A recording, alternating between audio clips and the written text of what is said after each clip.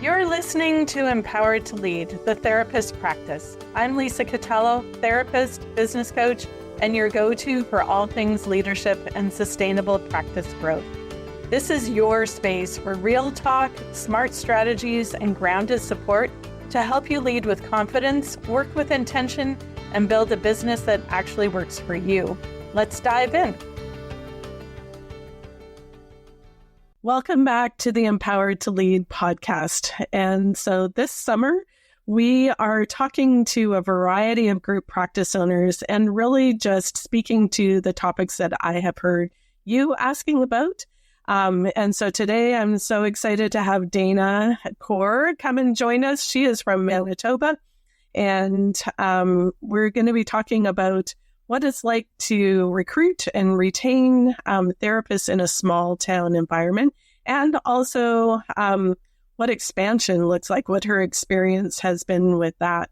So Dana is a certified Canadian certified counselor. I always mix up those words for the CCC, an art therapist, a somatic experiencing practitioner, and the reason she's on here, the owner and director of Valley Art Therapy. And Dana and I have worked together for a while. I didn't even look to see how long it's been a bit since we connected, but just watching your journey and seeing you grow as a leader and your pursuit of knowledge and the skills to lead well has just really impressed me. So I'm so happy to have you on here and share some of your story with people. Maybe introduce yourself a little more fully than I did, and then we'll dig into some of the questions.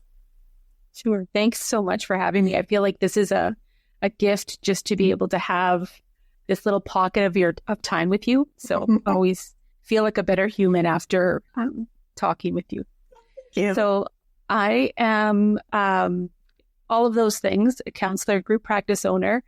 I am, I'm more of a ranch wife than my husband.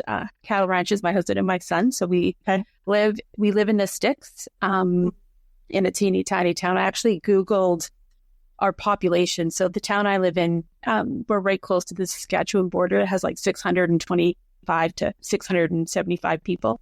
Okay. Depending. So we're small. And I came into counseling and therapy from education, and had spent most of my a long career as a teacher and a school counselor and a principal. And then made the terrifying jump into solo practice, and then things have just sort of evolved and grown from there. Did you ever think you would have a group practice, that like even imagine that we would be sitting here and you're sharing your experience in this role? Not for a second. The group, so my practice, I actually purchased from one of my mentors. Yes. She had started Valley Art Therapy, I think it was 2003. Okay. And then in 2008, I started working with her part-time alongside my full-time teaching job.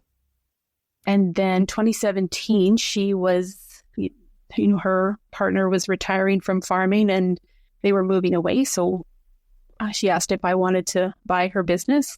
And she had there was myself and another associate that both worked with her. And I'm like, yeah, I think I will do this, but I'm not taking on other people. So there was, and I didn't really think about that until I was, looking back, getting kind of ready for our talk. And I'm like, oh yeah, I was really not going to be a group practice owner, because I could have just stepped in and had somebody else that worked with me.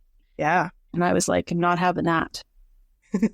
And now, where is your group practice at 9 years later?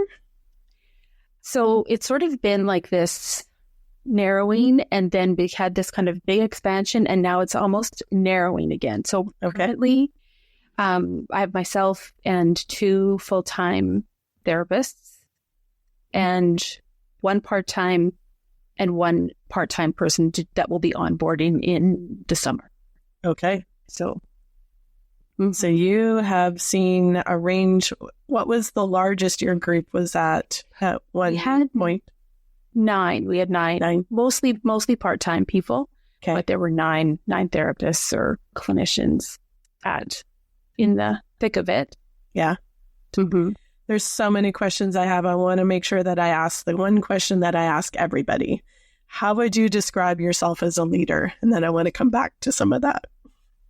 I think that this question really reminded me of the importance of knowing the answer to this question, right? Like that really what my foundation is and like what my beliefs are about leadership are what guides my daily actions or the directions of my decisions. So it was really helpful to kind of consider that. So I think servant leadership really is where I ground myself in. Okay. And I think partly that maybe comes partly from having some really great mentors that were leaders in my work life and also some really bad ones. And so I think from that mix, I just think it's that importance of being of service to people and how we create this environment where people can feel safe and supported and connected in ways that they get to do their best work. Yeah. And so just being able to prioritize well-being for people. And I think the better that we can take care of clinicians, the better they are able to take care of clients. Yeah, I think it just really impacts all areas. I think it's that sense of helping people to be empowered, that they get to create the work life, the work that actually integrates with their life, right, in really healthy and sustainable ways. That I can show up in this really authentic and ethical way. Yes.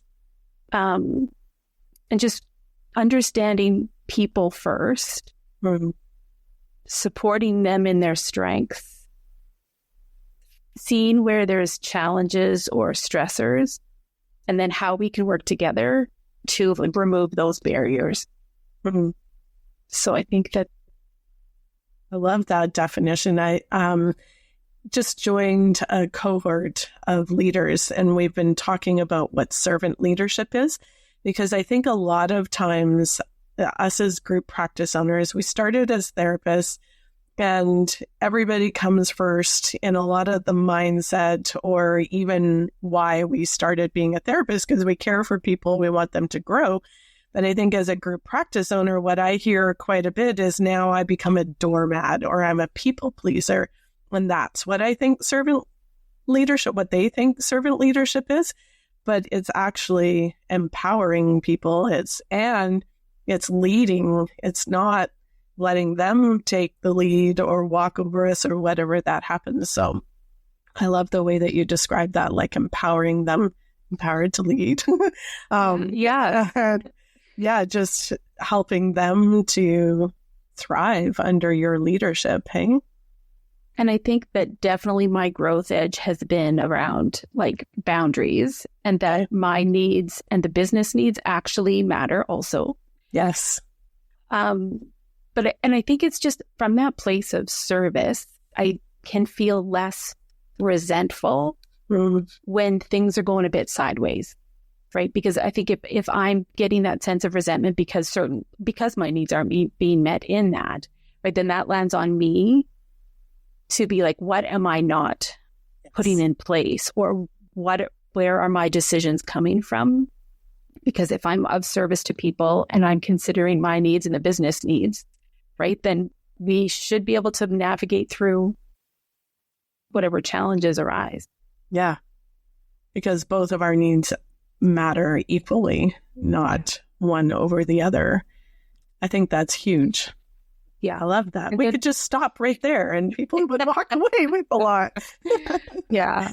And I think, and in that, I think I am really trying to get better at clear expectations and communication, right? Like just that, because that's maybe part of the structure that servant leadership has to fit into. So that could lead us into that question of like being in a small town. I know when we have worked together, I had to wrap my mind around the fact that you had to go off site to different neighborhoods and different towns in order to meet people's needs. I live in a suburb and people come to me. And so even in that struggle let's talk a little bit about how you have attracted, hired, and then retained therapists in the middle of a very small playing field, for lack of better term. And I think like when you live in rural areas, your access to care is different. And so I think one of our priorities is really how do we increase access for people so they don't have to drive 2, 4 or more hours to find the kind of care that we provide. Yeah. And so often we will partner with agencies or community groups so that we will travel to their place and see their people, just so that it kind of reduces some of those barriers. Mm-hmm. So I think in terms of like building a team, I think that's sort of maybe where things started, almost that need to grow is because I can only go so many places. Yes. Right there, I can only see so many clients. And when you're saying like driving 2 or 4 hours, if you are the only one doing that, that is exhausting. Right. And normally we would drive like maybe, it might be anywhere from 45 minutes to an hour and a half, right? Like we're in that circle. But so we just had this teeny tiny office in this apartment building. Mm-hmm. And so I started in 2017. And then by 2018, I took on my first practicum student. And so that was sort of how hiring began. Mm-hmm. And then we would each have our offsite location where we would go to see clients, and we would have our in-office days. So we shared, it was like a one therapist office. Okay. And so really most of my hiring has been through practicum students. I think between 2018 and 2025, I've had 9 practicum students throughout that time.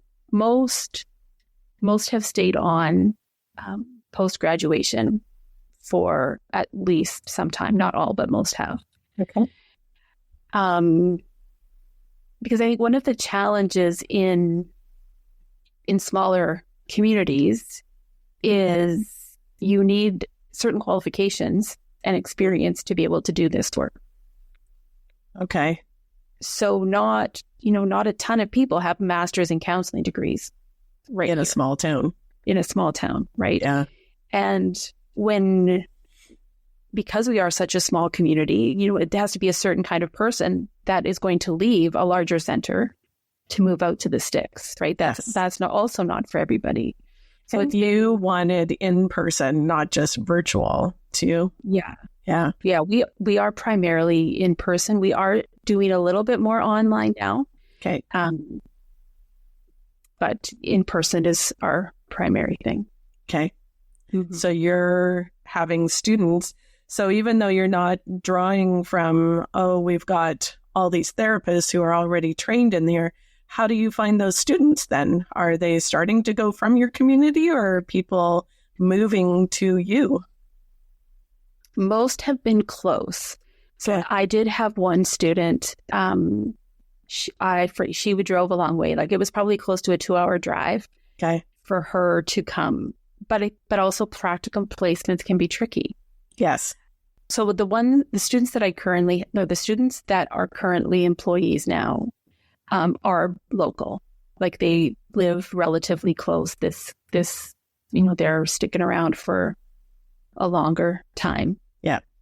I think just in terms of hiring challenges, that has definitely been where I've, made some not great decisions because the student needed a practicum placement. So I took them on, not necessarily because that's what I needed, or what the business needed, but it helped it like they needed it. So it wasn't always the right fit people. Was that out of scarcity mindset, or is that out of, oh, somebody needs it, I want to be kind and provide a space for them? It's probably a combination of things. I think a little bit of that, like this person's needs, like, oh, let's just forget about the ones that I have. This person thing. I think and client need, right? Like if we have students, then we can provide support for more people, often at a lower rate. So yeah, there was a lot of other people's needs considered in that decision. And sometimes it worked great, and sometimes it didn't. But it came at my own cost, right? Okay. So like just personal, like stress wise, or trying to function. So there was some learning that happened through that for sure. So that leads to what you were saying before, like my needs, my business needs need to matter as much as everyone else. And we're not going down necessarily that road, but that is a messy learning, I imagine. Hey? Well, and one that I apparently have to repeatedly learn. And I think maybe that comes from a little bit of that, visionary brain, or seeing all of the potential of things. Yeah. Rather than just focusing on, what is actually the thing I'm working on right now? And does this bright, shiny possibility actually match right now? So, yeah. So you start with a lot of your people, you started with them as students, and all have come on in some shape or form for some length of time or other. And you don't have 9 people now. So not everybody has lasted forever. And we don't know all the choices in there. There's also a piece in there that you said employee, and I forgot that you had switched your model over to employee. Why is that part of retention, or is that part of my business matters? Where was that decision made? Partially probably from some hard feelings when some contractors left. Okay. And thinking about how can I create this space where people are supported and I can provide maybe I have a little bit more say in how we operate as a team. Yeah. Partially retention too, right? If I can have this person as an employee and get their commitment to Valley Art Therapy, that they're here for the long term. And maybe a little bit of fear about CRA coming to find me to say that actually these contractors you have are employees. So I think all of those kind of came together. And I had hired 3, I think when we moved into, because we moved into our new building, and I had hired 3 people that were a little bit outside of my practice, and which never really, for different reasons, I think really never got off the ground very much. Okay. So as people were starting to reconfigure and shift, I think at that point, I'm like, okay, I need to step into the fact that yes, actually you are a business owner. And you need to set things up and step really into that. So I think that was part of the employee decision also. Yeah. And a lot of times that's identifying who do I want to be as a leader? How do I want to lead? And yeah, sure, there's fear of CRA and stuff like that. But even identifying what's our setting, even in that, I want you to drive, I want you to be in person. And so being employee gives a little more say in these are the expectations in order to work at Valley Art Therapy. Yeah. Yeah. Okay. Tell me a little bit about the expansion. I remember that being a journey. Yeah. how was that for you to make the decision to expand out of the one office and go through that process?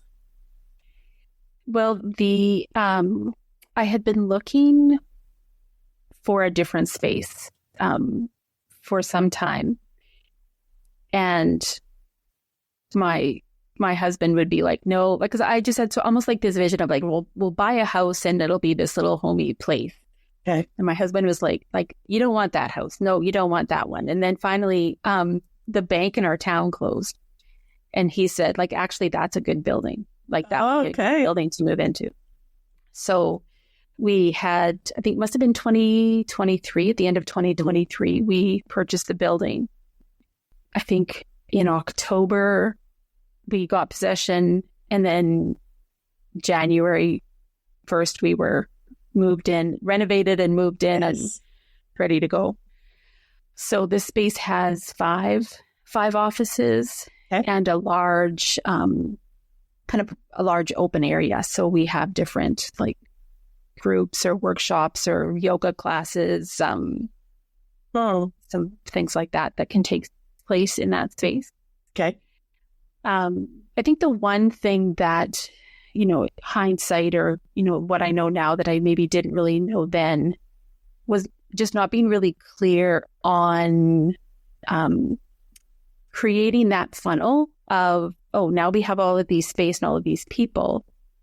What am I doing as the business owner to bring the funnel of clients to get this full? How am I marketing? How am I, advertising? Like, I feel like I was still doing a little more solo practice mindset with this larger group of people and more space. So did the space make you realize that? Like, oh my goodness, I have to fill 5 offices now?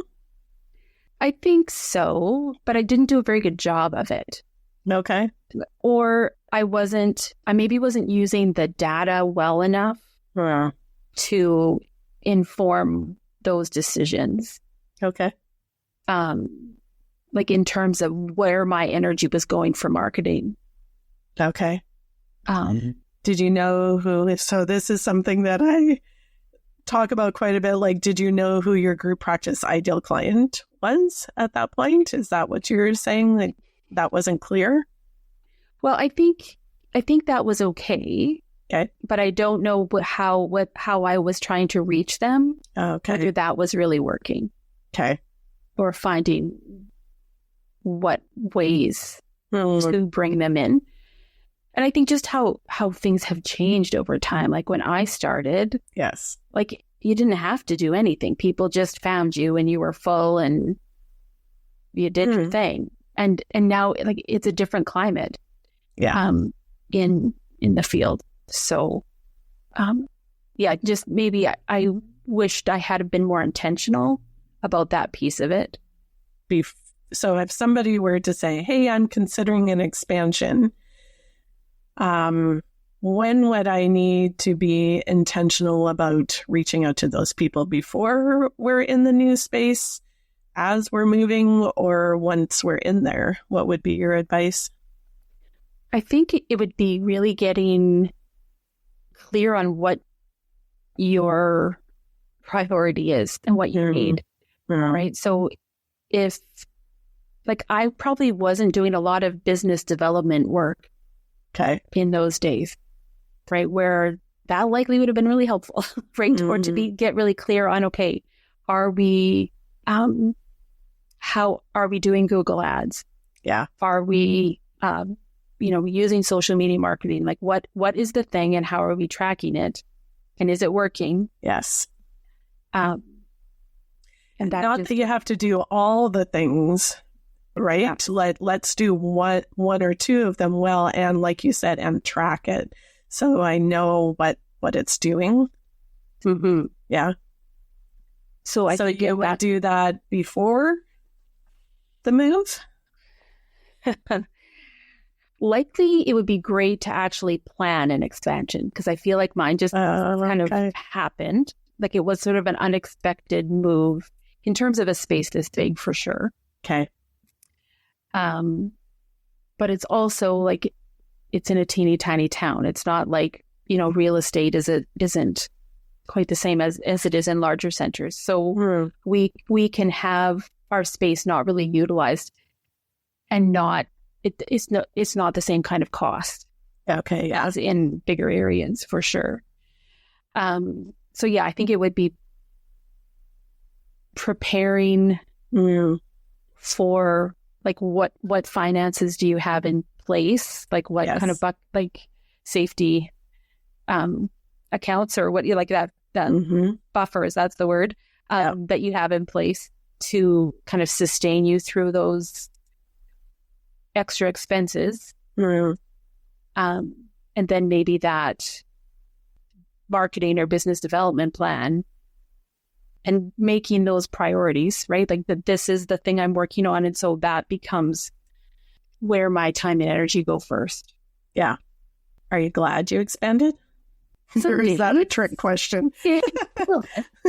The space is lovely. I think the other piece of hiring, kind of going back, I think the hiring of like support staff and the learning that I've done through that also, I think I was always searching for like the unicorn, right? The person that would just come and do all the things and I could just relinquish responsibility because they would just do it.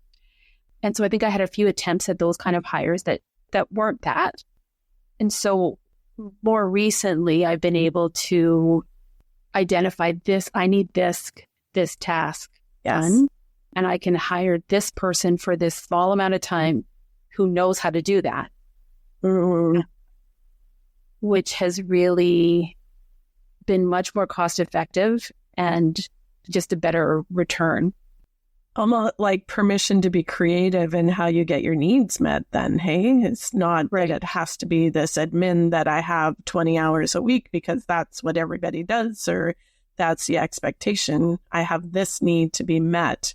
How is that need going to be met? Right. So I had tried Google Ads. I had, had somebody that was doing them. And then I actually hired an ad agency and surprisingly, the results are different, right? Like it has been much more effective. So if I had done that initially, I would have saved a lot of time and money. Yeah. By just hiring the qualified, maybe more expensive at the start, but not in the long run. Yeah. Imagine that. Somebody who specializes does better than we do. Weird. Right. So surprising. And it frees you up to do what you do well, right? If you're sitting there going, I've got this space with 5 offices, I need to figure out how to market that. And I'm spending so much time trying to learn this. I'm not actually filling up the space or pouring into being a leader because this drains me and takes me away. So let's hire out accordingly. Yeah. Yeah.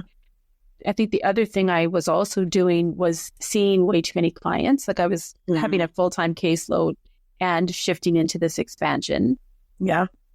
Because the fear of like my caseload has to pay bills. Yes. Right. So then I'm also not in the space of leadership and business development to make things like that happen either. So it just took me a little bit of time to shift out of that. What would be one of your tips for somebody who's in that spot? There's somebody else that I'm working with, and she just did a pretty big expansion in Ontario. And we've been working through that scarcity or that fear mindset that now I've expanded. I have to see all these clients, or I need to start seeing more again because otherwise, bills aren't going to be paid. And I know the costs are different, like you said, small town person, but it's still, you come into that office and there's 5 offices and there can be, oh crap, that we need to fill these spaces. How would you encourage somebody in that time? I think if that is, first of all, is that true? Like, what are the numbers really saying? Yes. And what would be the minimum that you would need to see to be sure your bills are paid? Yeah. Because I think sometimes it's that fear makes it feel like I need to see this many, but maybe that's not. I haven't done the math to know that. Yeah. Yeah. That maybe that can be the case, but it's time limited. Yes. Right? Like it's just not sustainable. And if you're going to be healthy and okay. Yeah. Right? Because it's just a lot. Yeah. And I think another piece that I would often do is I would have my budget, and then I would have my like catastrophe budget. Like what are the actual basic, like these have to be no matter what, and what are the extras that we maybe let go of? Yeah, that's a good point, hey?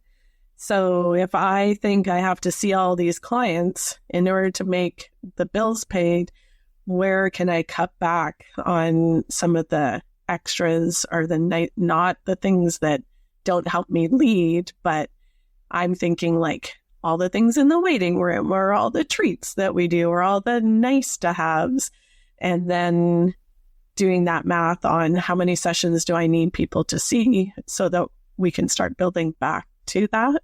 Is that what you mean by that? Yeah. Yeah. Another piece that I haven't done, but it's on my upcoming list is,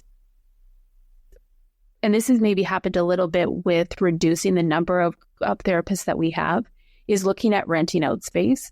Yeah. For, whether that's community, other professionals, so that there's some of that revenue that comes to maybe eases up the pressure a little bit. Yeah. And that doesn't have to be permanent. Even when you were saying like, what do I need in order to meet those needs so that I can lead well? I think a lot of times we shy away from having renters come in or finding a different way to bring in income because that's not the path that I'm wanting to go. And maybe people are going to think that's who we are. Whereas, yeah, if that helps you, if that frees you up a bit or removes some of that stress, for most rental situations, it's a year, or you can even make it 6 months with somebody. And so we all know that this is not a permanent thing, and it's helping meet needs. Right. Yeah. I think that financial pressure is definitely, it's very stressful. Mm-hmm. So ways to mitigate that are it can be for a tricky time. We're going to start wrapping up, but even when we talk about that expansion side of things, doing some of that math before you do that, I hear a lot of people saying, should I have 5 offices? Should I have 3 offices? Well, what are your goals? What are you wanting your group practice to look like? What are the finances around that? Really dig in. What are the actual costs between those? And then I think, too, for me, when the office that we had that had 5 offices, in the times that wasn't full, the emotional and mental pressure that I felt walking in there going, oh, crap, there's not enough therapists. There's empty spaces. I'm not good enough. I'm not, whatever the message is that we tell ourselves, knowing how that feels too, if you think of 3, 5, or whatever size of office that is the next for you. Right. And just not making our best decisions when that's the space that we're in. Yeah. It's just really difficult. Yeah. I think over the last year, I've sort of had 2 goals, work less and clinicians have full caseloads. Okay. And I think that has been helpful just in terms of maximizing space. So because there's so many ideas and and I think in that middle of that expansion was let's do all of these things, these groups and this thing. And so we're just throwing things out there without actually having a really solid plan and implementation. Yeah. And like one thing at a time. And is this shiny object syndrome, or is this actually in alignment with what we're wanting to do? Am I feeling stressed, so I'm bringing this on? Or is this actually in alignment? Maybe I'm stretching a little bit and I don't like that. And it is in alignment. So having some of those checkpoints in there. Yeah. Yeah. Thank you so much for being here, Dana. I always love talking with you. And just some of your experience. And when we were talking before, I'm pretty sure I'm going to have you back because you have lots of learnings and gleanings from being an owner and doing that well, being a good leader. And so I so appreciate you taking time to share your story. If you want to connect with Dana or see where she is in that little town above Saskatchewan, in Manitoba. The link to her website will be on the show notes. And hopefully, as you've been listening, if you're connecting with some of what she has talked about, if you're in a small town or if you're thinking of expansion, some of her stories and learnings help you as you're making some of those decisions. So thank you again, Dana. And we'll check in with everybody next week. Thanks, Lisa. Thanks for hanging out with me on Empowered to Lead, the therapist practice. I hope you're walking away with something that you can put into action, because leadership isn't about doing more, it's about leading with purpose. If you're ready for deeper support, I'd love to see you inside the Group Practice Connection, my monthly membership where Canadian therapists like you get coaching, community, and the tools to build a business that actually supports your life. You can check it out at grouppracticenetwork.ca. The link's in the show notes. And hey, don't forget to hit follow so you don't miss what's coming next. We're building something great here, and I'm so glad you're a part of it.